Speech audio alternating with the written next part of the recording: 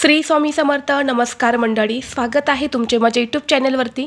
आजचा दिवस तुम्हाला खूप छान, सुखाचा, आनंदाचा जाओ हीच मी स्वामींच्या चरणी प्रार्थना करते आणि आज या नवीन व्हिडिओला सुरुवात करते.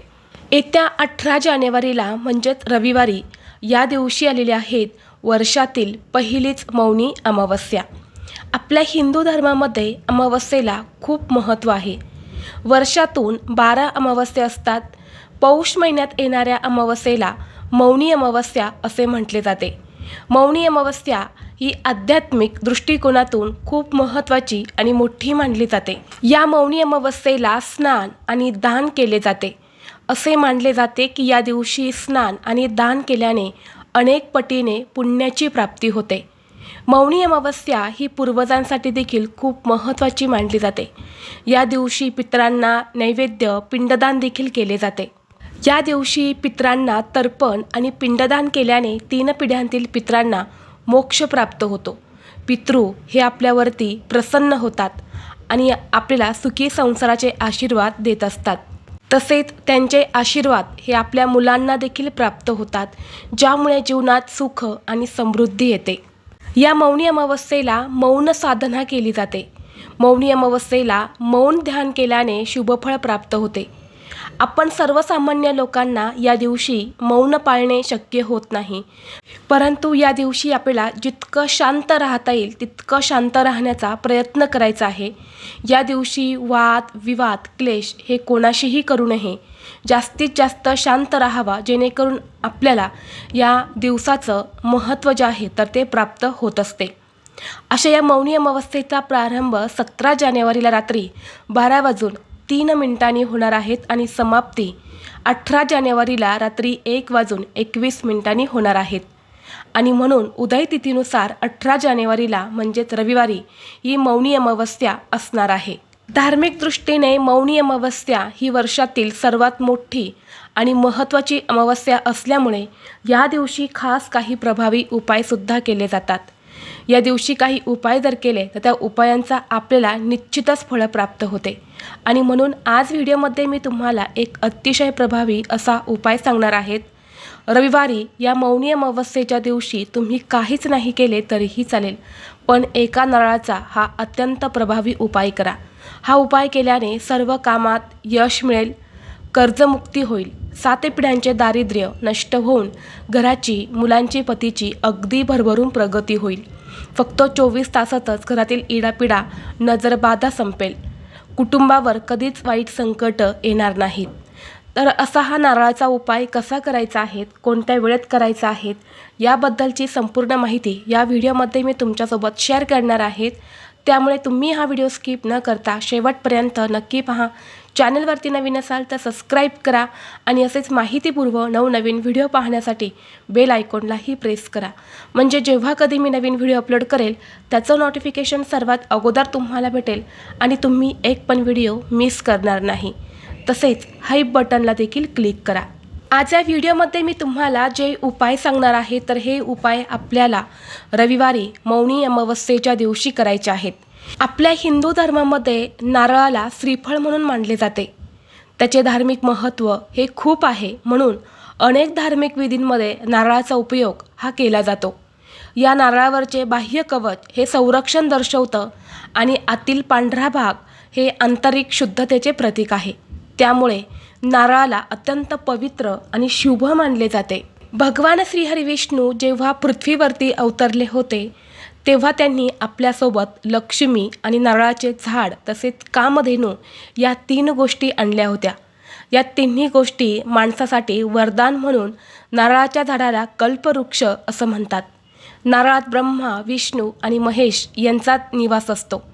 आणि ही मौनी अमावस्या तिथी देखील भगवान विष्णू, माता लक्ष्मी आणि भगवान शिवशंकर यांना समर्पित आहे. आणि म्हणून आपण हा उपाय जो आहे तर तो करणार आहे. नारळावरती दिसणारे 3 डोळे म्हणजेच शंभू शंकराचे त्रिनेत्र आहेत असं देखील म्हटलं जातं. आणि याच कारणामुळे नारळाला शुभ मानले जाते. म्हणून अमावस्येच्या दिवशी या नारळासंबंधित आपण काही उपाय जर केले तर त्या उपायांचा आपल्याला निश्चितच फळ प्राप्त होते. आज व्हिडिओमध्ये मी तुम्हाला जो उपाय सांगणार आहे तर हा उपाय आपल्याला अमावस्येच्या दिवशी संध्याकाळी करायचा आहे. संध्याकाळी तुम्ही 6 वाजल्यापासून ते रात्री 12 वाजेपर्यंत हा उपाय कधीही करू शकता. आता हा उपाय आपल्याला का करायचा आहे?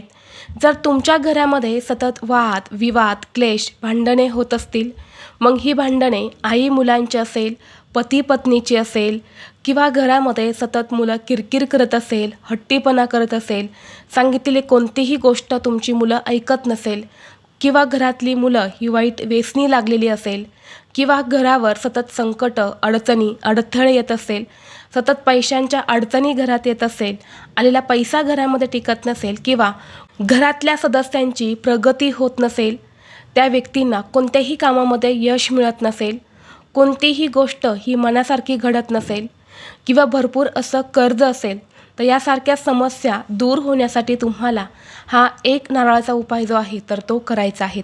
आता हा उपाय आपल्याला अमावस्येच्या दिवशी करायचा आहे, म्हणून अमावस्येच्या दिवशी सकाळी लवकर उठायचं आहे, स्वच्छ स्नान करायचं आहे, यानंतर देवघरातील देवांची विधिवत पूजा करून घ्यायच्या आहेत आणि यानंतर संध्याकाळी हा उपाय तुम्ही करायचा आहे. संध्याकाळी हा उपाय करण्या अगोदर सर्वप्रथम देवघरामध्ये दिवा लावून घ्यायचा आहे. धूप, दीप, अगरबत्ती लावूनच या उपायाला सुरुवात करायची आहे. उपाय करण्यासाठी तुम्हाला एक नारळ घ्यायचा आहे. ज्या नारळामध्ये पाणी असेल असाच नारळ तुम्हाला घ्यायचा आहे. यानंतर नारळ हा तुमच्या उजव्या हातामध्ये घेऊन तुमच्या देवघरासमोर उभं राहायचं आहे.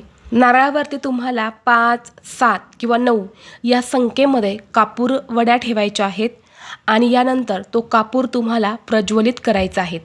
कापूर प्रज्वलित केला की जोपर्यंत कापूर वड्या जळत आहेत तोपर्यंत तुम्हाला श्री स्वामी समर्थ, श्री स्वामी समर्थ या मंत्राचा जप करायचा आहे.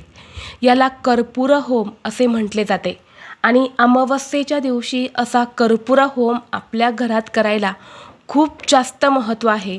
ज्या पण घरामध्ये अमावस्येच्या दिवशी असा कर्पूर होम केला जातो त्या घरातील प्रखर पितृदोष, वास्तुदोष, ग्रहदोष हे नष्ट होतात आणि त्या घरात अखंड लक्ष्मी वास करते.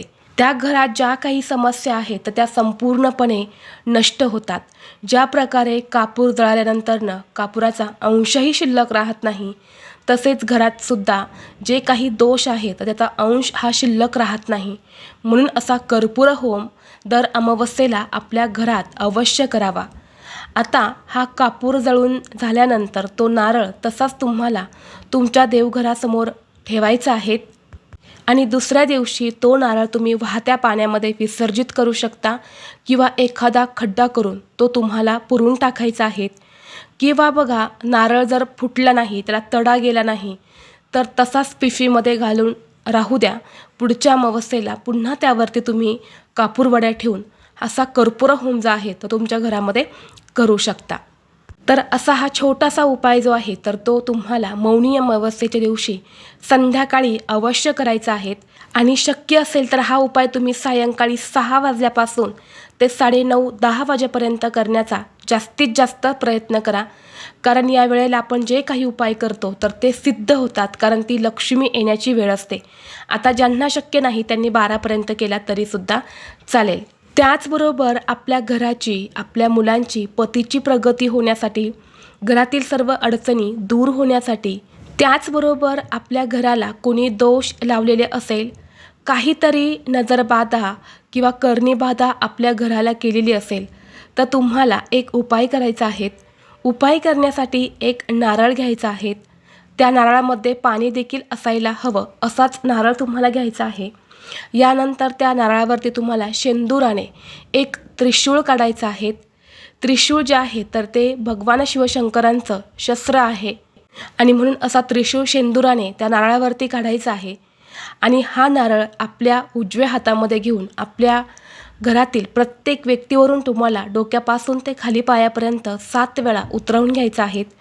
मुख्य दरवाजावरून सुद्धा 7 वेळा तुम्हाला हा नारळ उतरवून घ्यायचा आहे आणि यानंतर घराच्या बाहेर जाऊन तो तुम्हाला वाहत्या पाण्यामध्ये विसर्जित करायचा आहे किंवा अशा ठिकाणी टाकून द्या की तो कुणी घेणार नाही, त्याचा कुणी पुन्हा वापर करणार नाही. म्हणून तुम्ही पुरून टाकला तरीसुद्धा चालेल. तर असा एक नारळाचा उतारासुद्धा तुम्ही रविवारी या मौनी अमावस्येला अवश्य करू शकता. आणि हा जो उपाय आहे तर हा तुम्ही दिवसभरामध्ये कधीही करू शकता. जेव्हा तुम्हाला शक्य होईल तेव्हा तुम्ही हा उपाय करायचा आहे.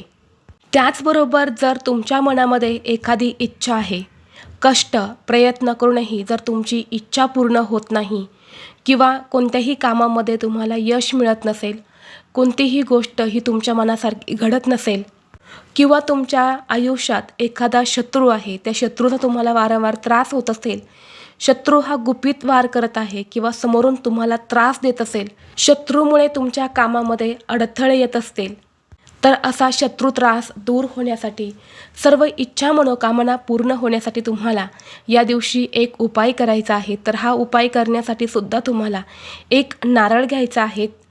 त्यानंतर एक मूठभर काळे उडीद जे असतात तर ते तुम्हाला एका कागदामध्ये बांधून त्याची पुडी तयार करायची आहेत आणि या दोन्ही वस्तू घेऊन तुम्हाला तुमच्या घराजवळ असणाऱ्या महादेवाच्या मंदिरात जायचं आहे. महादेवाचं मंदिर नसेल तर मारुतीच्या मंदिरात जायचं आहे आणि तिथे जाऊन तुम्हाला या दोन्ही वस्तू अर्पण करायच्या आहेत. नारळ फोडायचा नाही, फक्त हा नारळ आणि काळे उडीद जे आहेत तर तिथे तुम्हाला जाऊन अर्पण करायचे आहेत आणि दोन्ही हात जोडून तुम्हाला प्रार्थना करायच्या आहे. तुमच्या आयुष्यात ज्या काही समस्या आहे तर त्या दूर होण्यासाठी तुम्हाला प्रार्थना करायच्या आहेत. जो पण व्यक्ती मौनी अमावस्येला हा उपाय करतो त्या व्यक्तीच्या आयुष्यात एकही शत्रू हा उरत नाही. शत्रू त्रास, शत्रुदोष हा नष्ट होऊन सर्व इच्छा मनोकामना पूर्ण होतात. तर हे असे उपाय जे आहेत तर ते आपल्याला या मौनी अमावस्येला करायचे आहेत. मौनी अमावस्येला आपण जे काही उपाय करतो तर त्या उपायांचा आपल्याला निश्चितच फळ प्राप्त होते. आणि अमावस्येचा दिवस असा आहे जो महिन्यातून एकदाच येतो. या दिवशी आपण जे काही आपल्या आयुष्यात असणारे दोष, नकारात्मकता, अडचणी दूर करण्यासाठी जे काही उपाय करतो तर ते सिद्ध होतात. त्या उपायांचा आपल्याला निश्चितच फळ प्राप्त होते. म्हणून तुम्ही हे उपाय नक्की करा. व्हिडिओ तुम्हाला आवडला तर लाईक करा, चॅनलवरती नवीन असाल तर सबस्क्राईब करा आणि हा व्हिडिओ आपल्या मित्रपरिवारासोबत जास्तीत जास्त शेअर करा. चला तर मग भेटू असंच पुढल्या एका नवीन व्हिडिओमध्ये. तोपर्यंत सर्वांना श्री स्वामी समर्थ.